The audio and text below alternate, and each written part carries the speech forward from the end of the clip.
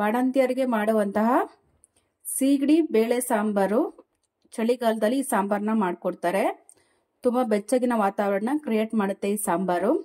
ಹಾಗಾಗಿ ಬಾಣಂತಿಯರಿಗೆ ಮಾಡ್ತಾರೆ ಈ ಟೈಮಲ್ಲಿ. ನೀವು ಇದನ್ನು ಒಂದ್ಸಲ ರೆಸಿಪಿನ ನೋಡಿ ಟ್ರೈ ಮಾಡಿ. ಇಷ್ಟ ಆದರೆ ಅಶ್ವಿನಿ ಚಾನಲ್ಗೆ ಸಬ್ಸ್ಕ್ರೈಬ್ ಮಾಡಿ. ಹಾಗೆ ನಿಮ್ಮ ಅನಿಸಿಕೆಗಳನ್ನ ಕಮೆಂಟ್ ಬಾಕ್ಸಲ್ಲಿ ತಿಳಿಸಿ. ಪ್ಲೀಸ್ ನನಗೆ ಸಪೋರ್ಟ್ ಮಾಡಿ. ಹಲೋ ಸ್ನೇಹಿತರೆ, ಅಶ್ವಿನಿ ಯೂಟ್ಯೂಬ್ ಚಾನಲ್ಗೆ ಸ್ವಾಗತ ಸುಸ್ವಾಗತ. ಇವತ್ತಿನ ರೆಸಿಪಿ ಬಂದು ಬಾಣಂತಿಯರಿಗೆ ಈ ಕೋಲ್ಡ್ ಟೈಮಲ್ಲಿ ಕೊಡುವಂಥ ಸಾಂಬಾರು ಮಾಡ್ತಾ ಇದ್ದೀನಿ. ಅದೇನಂದರೆ ಫ್ರಾನ್ಸ್ ಸಾರು ಮಾಡ್ತಾ ಇದ್ದೀನಿ. ಸೀಗಡಿ ಅಂತ ಹೇಳ್ತಾರಲ್ಲ ಕನ್ನಡದಲ್ಲಿ, ಆ ಥರ ಸಾರು ಮಾಡ್ತಾ ಇದ್ದೀನಿ. ಬೇಳೆ ಸಾರು ಜೊತೆಗೆ ಇದು ಮಾಡಿದ್ರೆ ತುಂಬ ಚೆನ್ನಾಗಿರುತ್ತೆ ಮತ್ತು ಹೆಲ್ದಿಯಾಗಿರ್ತಿದ್ದು. ಈ ಸಾಂಬಾರು ಹೇಗೆ ಮಾಡೋದು ಅಂತ ನೋಡ್ಕೊಂಡು ಬರೋಣ ಬನ್ನಿ. ಡೈರೆಕ್ಟಾಗಿ ಕುಕ್ಕರಲ್ಲೇ ಮಾಡಿಬಿಡೋಣ. ಫಸ್ಟ್ ಒಂದು ಕುಕ್ಕರ್ ಇಟ್ಕೊಂಡಿದ್ದೀನಿ, ಬಿಸಿ ಆಗಲಿ. ಒಂದು 3 ಟೇಬಲ್ ಸ್ಪೂನ್ ಹಾಕಿ, ಜಾಸ್ತಿ ಹಾಕ್ಬಿಡಿ. ಇದು ಚೆನ್ನಾಗಿ ಕಾಯಿಲಿ. ನೋಡಿ, ಕುಕ್ಕಿಂಗ್ ಆಯಿಲ್ ಹಾಕಿದ್ದೀನಿ, ಕಾಯಿಲಿ ಇದು ಚೆನ್ನಾಗಿ. ನೋಡಿ, ಎಣ್ಣೆ ಕಾದಿದೆ. ಜೀರಿಗೆ, ಸಾಸಿವೆ ಮತ್ತೆ ಅರಿಶಿನ ಇವೆರಡು ಹಾಕೊಳ್ಳೋಣ. ಒಂದು 1/4 ಟೀ ಸ್ಪೂನ್ ಹಾಕಿದ್ರೆ ಒಳ್ಳೇದು. ಇದಾದ್ಮೇಲೆ ನೆಕ್ಸ್ಟ್ ಬೆಳ್ಳುಳ್ಳಿ ಹಾಕೊಳ್ಳೋಣ. ಬಾಣಂತಿಯರಿಗೆ ಬೆಳ್ಳುಳ್ಳಿ ಕೂಡ ತುಂಬಾ ಒಳ್ಳೇದು. ಹಾಗಾಗಿ ಒಂದು ಅರ್ಧ ಗೆಡ್ಡೆ ಬೆಳ್ಳುಳ್ಳಿ ಹಾಕೊಂಡಿದ್ದೀನಿ. ಇದು ಕೂಡ ಸ್ವಲ್ಪ ಫ್ರೈ ಆಗಲಿ. ಸ್ವಲ್ಪ ಫ್ರೈ ಆದ್ಮೇಲೆ ಈರುಳ್ಳಿ ಒಂದು ಅರ್ಧ ಮತ್ತೆ ಒಂದು 5-6 ಕರಿಬೇವು ಹಾಕೊಳ್ಳೋಣ. ಇದು ಕೂಡ ಚೆನ್ನಾಗಿ ಎಣ್ಣೆಲಿ ಫ್ರೈ ಆಗಬೇಕು. ಲೈಟ್ ಆಗಿ ಫ್ರೈ ಆದ್ರೆ ಸಾಕು ಈರುಳ್ಳಿ. ಆಮೇಲೆ ನೆಕ್ಸ್ಟ್ ಟೊಮೆಟೊ ಹಾಕೊಂಡ್ಬಿಡೋಣ. ಸ್ವಲ್ಪ ಫ್ರೈ ಆಗಲಿ. ಈರುಳ್ಳಿ ಫ್ರೈ ಆಗಿದೆ. 1-3 ಟೊಮೆಟೊ ಹಾಕೊಳ್ತೀನಿ. ಇದು ಕೂಡ ಚೆನ್ನಾಗಿ ಎಣ್ಣೆಲಿ ಫ್ರೈ ಆಗಬೇಕು.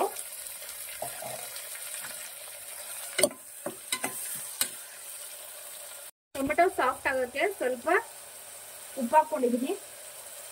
ಬೇಗ ಸಾಫ್ಟ್ ಆಗುತ್ತೆ ಟೊಮೆಟೊ.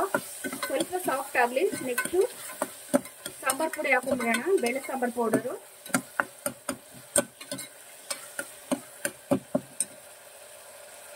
ಟೊಮೆಟೊ ಸಾಫ್ಟ್ ಆಗಿದೆ. ಈಗ 1.5 ಟೇಬಲ್ ಸ್ಪೂನು ಬೇಳೆ ಸಾಂಬಾರ್ ಪೌಡರ್ ಹಾಕೊಳ್ಳೋಣ. ಇದನ್ನು ಕೂಡ ಸ್ವಲ್ಪ ಚೆನ್ನಾಗಿ ಫ್ರೈ ಮಾಡ್ಕೊಳ್ಳೋ. ಸ್ವಲ್ಪ ಫ್ರೈ ಮಾಡ್ಕೊಳ್ಳಿ, ಅಂಗಡಿ ತನಕ ಫ್ರೈ ಮಾಡ್ಕೊಳ್ಬೇಡಿ. ಸ್ವಲ್ಪ ಫ್ರೈ ಆದ್ರೆ ಸಾಕಾಗುತ್ತೆ. ನಾನು ನೆನೆಸಿರುವಂತ ತೊಗರಿಬೇಳೆ ಹಾಕ್ತೀನಿ. ನೋಡಿ, 150 ಗ್ರಾಮ್ ಹಾಕ್ತಾ ಇದ್ದೀನಿ. ನೀವು ಇನ್ನೂ ಸ್ವಲ್ಪ ಕಮ್ಮಿ ಬೇಕು ಅಂದ್ರೆ ಕಮ್ಮಿ ಮಾಡ್ಕೊಳ್ಬಹುದು.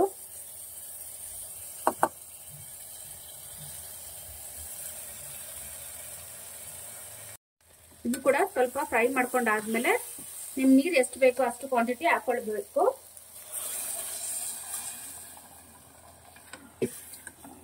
ಸ್ವಲ್ಪ ಬೇಕಾಗುತ್ತೆ. ನಾನು ನೋಡಿ ನೀರು ಇಷ್ಟು ಹಾಕೊಂಡು ಅಡ್ಜಸ್ಟ್ ಮಾಡ್ಕೊಂಡಿದ್ದೀನಿ. ಹಾಗೆ ಒಂದ್ ಸ್ವಲ್ಪ ಹಸಿ ಕರಿಬೇವು ಹಾಕೋಣ. ಬೇಳೆ ಸಾರಿಗೆ ಫ್ಲೇವರ್ ಚೆನ್ನಾಗಿರುತ್ತೆ. ಹಸಿ ಕರಿಬೇವನ್ನ ಕುದಿಯೋ ಟೈಮಲ್ಲಿ ಹಾಕಿ ಮಾಡಿದ್ರೆ ಚೆನ್ನಾಗಿರುತ್ತೆ. ಈ ಸಾಂಬಾರು ನನ್ನ ಪ್ರಕಾರ 3 ತಿಂಗಳ ಮೇಲೆ ಕೊಡೋ ತರ ಇರುತ್ತೆ ಬಾಣಂತಿಯರಿಗೆ. ಅದಕ್ಕೆ ಮುಂಚೆ ಕೊಡಲ್ಲ ಅಂತ ಅನ್ಸುತ್ತೆ. 3 ತಿಂಗಳಾದ್ಮೇಲೆ ಈ ತರ ಸಾಂಬಾರ್ ಮಾಡಿ ಕೊಡ್ತಾರೆ. ಇದ್ರ ಚೆನ್ನಾಗಿ ಒಂದ್ 3 ವಿಷಲ್ ಆಗ್ಲಿ. ಅದಾದ್ಮೇಲೆ ನಾವು ಬೇರೆ ಸ್ಟೆಪ್ ಹೇಳ್ಕೊಡ್ತೀನಿ. ನೋಡಿ, 3 ವಿಷಲ್ ಆಯ್ತು. ಆಫ್ ಮಾಡ್ಕೊಳ್ಳೋಣ. ಸೀಗಡಿ ಅಂದ್ರೆ ಇದೆ. ಇದ್ರಲ್ಲಿ ಕೆಂಪದು ಬರುತ್ತೆ, ವೈಟದು ಬರುತ್ತೆ. ನನಗೆ ಕೆಂಪದು ಸಿಗ್ಲಿಲ್ಲ, ಹಾಗಾಗಿ ಎಲ್ಲರಿಗೂ ಗೊತ್ತಿರುತ್ತೆ ಆಲ್ಮೋಸ್ಟ್. ಬಟ್ ಒಂದ್ಸಲ ಇರ್ಲಿ ಅಂತ ತೋರಿಸ್ತಾ ಇದ್ದೀನಿ. ಇದನ್ನ ಲೈಟ್ ಆಗಿ ಹೊಗೆ ಬರೋ ತರ ಫ್ರೈ ಮಾಡ್ಕೊಳ್ಳೋಣ. ಹೇಗ್ ಮಾಡೋದು ಅಂತ ತೋರಿಸ್ಕೊಡ್ತೀನಿ ಬನ್ನಿ. ಡ್ರೈ ಫ್ರಾನ್ಸ್ ಅಥವಾ ಸೀಗಡಿನ ಹುರ್ಕೊಳ್ತಾ ಇದ್ದೀನಿ. ಸ್ವಲ್ಪ ಲೈಟ್ ಆಗಿ ಹೊಗೆ ಬರೋ ತರ ಹುರ್ಕೋಬೇಕು. ನಾನು ತೋರಿಸ್ಕೊಡ್ತೀನಿ. ನೋಡಿ, ಆಗ್ಲೇ ಲೈಟ್ ಆಗಿ ಹೊಗೆ ಬರೋ ತರ ಶುರುವಾಗಿದೆ. ಚಟಪಟ ಅಂತ ಇದೆ ನೋಡಿ. ನೋಡಿ, ಈ ತರ ಹೊಗೆ ಬರಕ್ ಶುರುವಾಗಿದೆ. ಮತ್ತೆ ಸ್ವಲ್ಪ ಅರೋಮಾನು ಬರುತ್ತೆ. ಸೀಗಡಿದು ಹುರಿದಿರೋದು ಸ್ಮೆಲ್ ಬರುತ್ತೆ ಚೆನ್ನಾಗಿ. ಇದು ಬರ್ತಿದ್ದಂಗೆ ನೋಡ್ಕೊಂಡು 1 ಸೆಕೆಂಡು ಆಫ್ ಮಾಡ್ಕೊಳ್ಳೋಣ.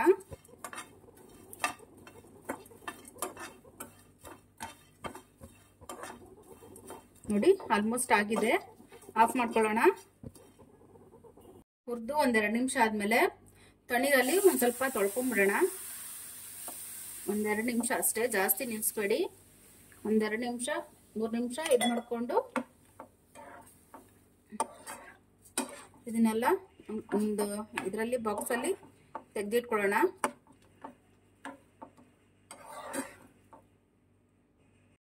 ಕುಕ್ಕರ್ ಲಿಡ್ ತೆಗೆದು ಸಾಂಬಾರ್ನ ಕುದ್ಸಕ್ ಇಟ್ಟಿದ್ದೀನಿ ನೋಡಿ. ಬೇಳೆ ಸಾರು ರೆಡಿ ಆಗಿದೆ. ಯಾರಾದ್ರೂ ನಿಮ್ಮ ಮನೇಲಿ ಸೀಗಡಿ ತಿನ್ನಲ್ಲ ಅನ್ನೋರು, ಮಕ್ಕಳು ತಿನ್ನಲ್ಲ ಅನ್ನೋರು ಈ ಟೈಮಲ್ಲಿ ಸ್ವಲ್ಪ ಸಾಂಬಾರ್ ಎತ್ತಿಟ್ಕೊಳ್ಬಹುದು, ಆಮೇಲೆ ಸೀಗಡಿ ಹಾಕೋಬಹುದು.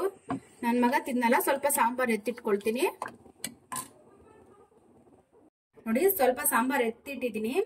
ಹುರಿದು ತೊಳೆದಿರೋಂತ ಸೀಗಡಿನ ಈಗ ಹಾಕೊಳ್ಳೋಣ ನೋಡಿ. ಇದು ಒಂದ್ ಕುದಿ ಬಂದ್ರೆ ಸಾಕು. ಇದಕ್ಕೆ ಹಾಗೆ ಸ್ವಲ್ಪ ಕೊತ್ತಂಬರಿ ಸೊಪ್ಪು ಕೂಡ ಹಾಕ್ಬಿಡ್ತೀನಿ. ಇದು ಒಂದ್ 5 ನಿಮಿಷ ಕುದಿದ್ರೆ ಸಾಕಾಗುತ್ತೆ, ಜಾಸ್ತಿ ಕುದಿಸ್ಬೇಡಿ. ಒಂದ್ 5 ನಿಮಿಷ ಕುದ್ದು ರೆಡಿ ಆಗ್ಲಿ ನೋಡಿ.